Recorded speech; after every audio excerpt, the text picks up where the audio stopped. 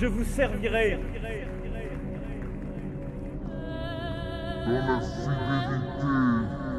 De la confiance que vous m'avez donnée, je vous servirai. Avec amour. Vive la République! Vive la France!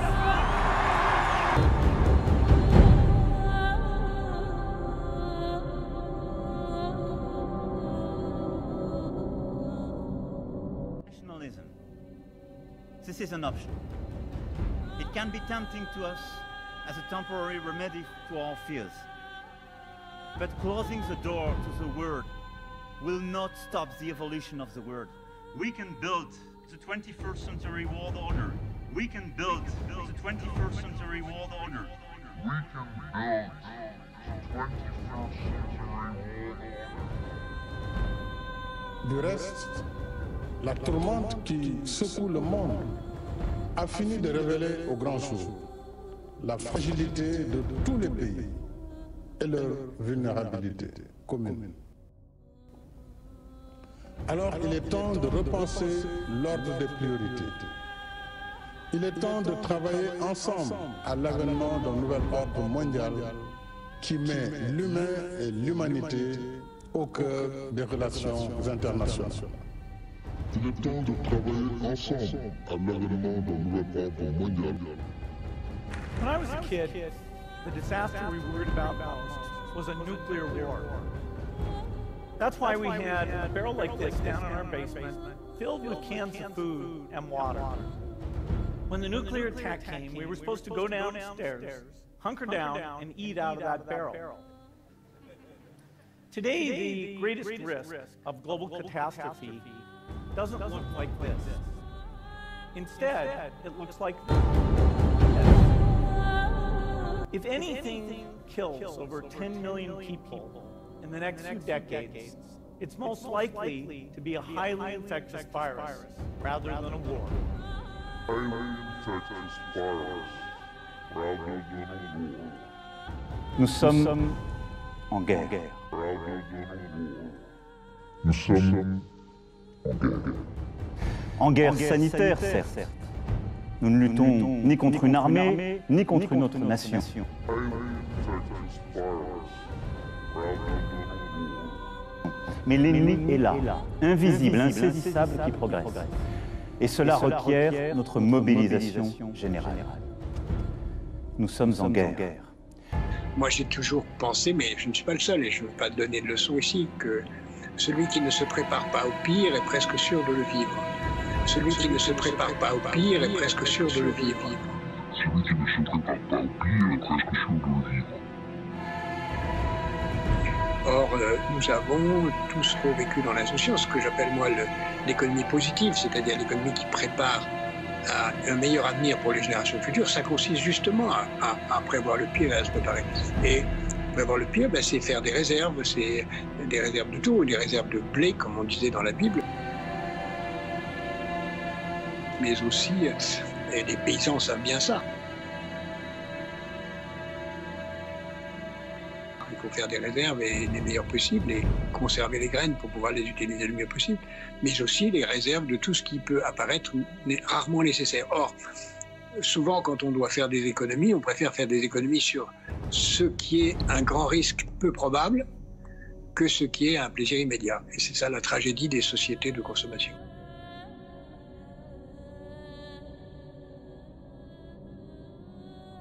Et la transformation de l'Europe autour d'une vision partagée est la condition d'un nouvel ordre mondial plus stable, apaisant les rivalités des puissances. Le moment où tout le monde aura compris qu'il était temps de changer, temps de donner un nouveau visage à la mondialisation, temps de construire un nouvel ordre mondial. Alors jamais la nécessité d'un nouvel ordre international n'a paru aussi nécessaire. Des sourires et des poignées de main qui en disent long. Hier soir à Londres, les dirigeants du G20 estiment avoir trouvé un accord historique.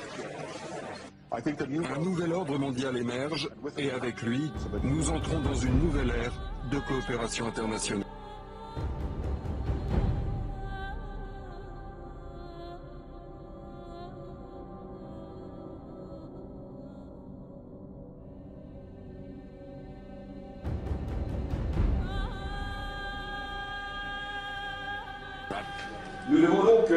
affirmer, ce sera le premier engagement qui sera le nôtre, la réforme de la gouvernance mondiale comme un préalable et un objectif. Mais en même temps, ne nions pas que nous avons besoin d'une gouvernance mondiale. Si on n'a pas aujourd'hui un gouvernement mondial, on ne peut pas parler sérieusement de démocratie. Or, nous n'avons pas. Donc, elle a trouvé ses limites, la démocratie. Elle ne trouvera son accomplissement que lorsqu'elle sera une structure avec un gouvernement mondial, des gouvernements régionaux et des gouvernements locaux. Dans très longtemps, on ne le verra pas. Je n'en sais rien, mais le gouvernement mondial, il est là. Le grand pari du XXIe siècle, c'est l'invention, comme vous venez de le dire, d'une gouvernance mondiale. Elle prend aujourd'hui, l'embryon prend aujourd'hui la forme du G20, et au cœur de cette nouvelle gouvernance mondiale, il y a le nouveau FMI. Et si je vous ai bien entendu, c'est la gauche, ou en tout cas les idées de gauche, qui font bouger le monde et qui peuvent faire avancer vers une gouvernance mondiale? C'est ma conviction, mais si je devais aller jusqu'au bout de ma conviction, je dirais que c'est comme ça depuis très longtemps. Et Volton? Oui. C'est une idée de droite, la gouvernance mondiale. Vous trouvez? Très bizarre. Pourquoi c'est une idée de droite Parce que c'est en fait c'est un espèce de pouvoir quand même énorme où l'individu et les nations n'ont plus donc les nations qui élisent leurs dirigeants n'ont plus grand chose à dire. Je pense qu'il faut viser le gouvernement mondial comme une stratégie. Et d'ailleurs, quand les gouvernements parlent du G20, c'est une illusion, une sorte de retard avant le gouvernement mondial. On va vers ça. Est-ce qu'on ira à la place de la guerre ou après la guerre? Je ne sais pas. Mais c'est ça qu'il faut viser. Nous sommes en guerre. Est-ce qu'on ira à la place de la guerre ou après la guerre? Je ne sais pas. C'est ça qu'il faut viser. Nous sommes en guerre. Et je peux vous dire une troisième chose. On ira ensemble vers ce nouvel ordre mondial. Et personne, je dis bien, personne ne pourra s'y opposer. Je vous servirai dans la fidélité de la confiance que vous m'avez donnée. Je vous servirai avec